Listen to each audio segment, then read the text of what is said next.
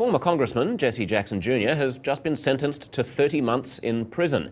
Jackson pled guilty in February to misusing over $750,000 in campaign funds for personal expenses. On top of the prison sentence, the judge also ordered a 3-year supervised release. Joining us to discuss is HuffPost Media Group Editorial Director Howard Fineman. Good to talk to you, Howard. This is no great surprise, right? No, it's not a surprise. Jesse Jr. turned out to be as corrupt as they come. He was a kind of bad example of Chicago politics at its worst. I had covered him extensively. I'd written about him, and it's a shame because he's a guy with tremendous political talent.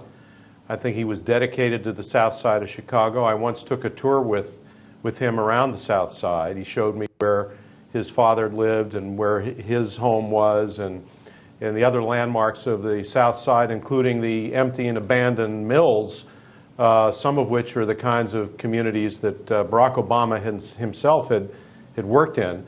But Jesse wanted the money. He once told me that he'd been invited down to see the Federal Reserve Bank in Chicago, where they had a whole room full of gold bars. And I kid you not, it made a big impression on him.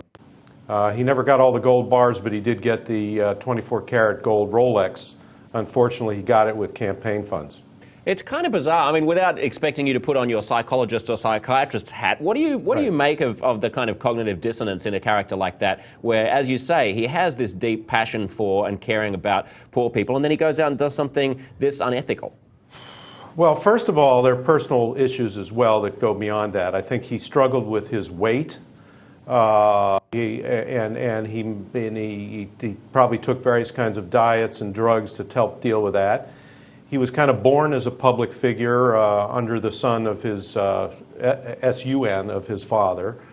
I think he had trouble dealing with that. He was the son and namesake. I think he was interested in politics, but I think what he really would have rather done, had he had freedom to do it, was go into business, to really pursue riches directly, rather than in the kind of weird way and corrupt way he did it. So that's as far as I can really take it. It's sad. He's the guy with talent, but he had many burdens, and they crushed him.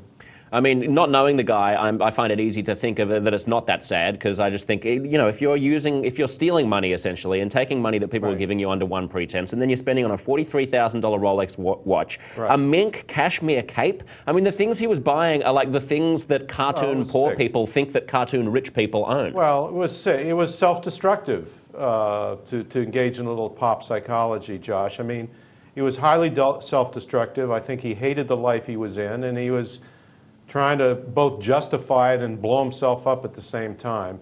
And that's sadly what happened. I mean, his wife, I think, is also, I don't know what's going to happen, but whether she's going to serve time or not, but she was convicted of being the person who hid a lot of that spending in their tax returns.